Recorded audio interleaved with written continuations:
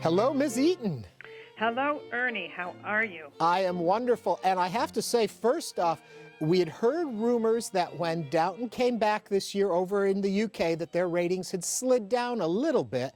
Here in the US, we were just as strong as ever. Absolutely. I think on the occasion of the first episode, certainly here in Boston, we were the most watched TV network in town, and we were up in the top 3, I think, nationally. So don't believe everything you read in the paper. So what do you attribute that to after 5 series? Well, Ernie, I mean, you've got to find out what happens to these people. We have so many cliffhangers. When Lady Mary, is she going to end up with Mr. Gillingham? What is Edith going to do about that baby?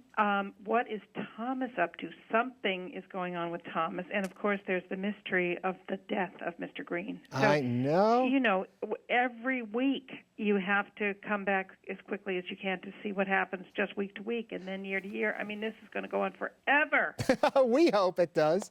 You know, I mean, there have been other soap opera-style programs, continuing dramas, as we like to call them, but there is something unique in this one that I know we've talked before about this, trying to put our finger on it. Yes. Well, you know, if we could put our finger on it, we would have everybody would have another hit. And, you know, it is magic. It's alchemy. Who knows what makes a hit?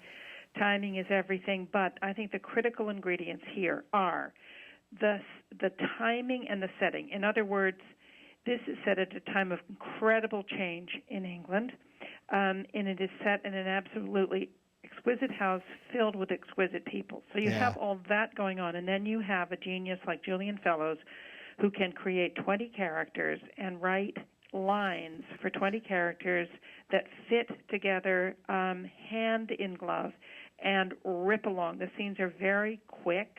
Mm-hmm. They're beautifully shot, beautifully edited, but they're actually quite short.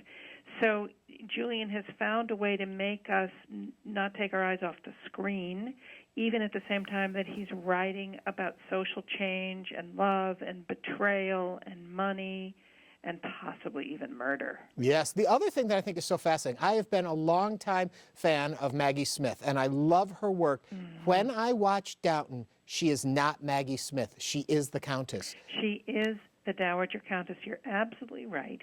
She is Violet, although I have a picture actually in my book, Ernie, and I know you've read my book, which shows the Dowager Countess Maggie Smith sitting on the set reading a paperback book. So it really is Maggie Smith. And now the Dowager Countess has come across someone from her past.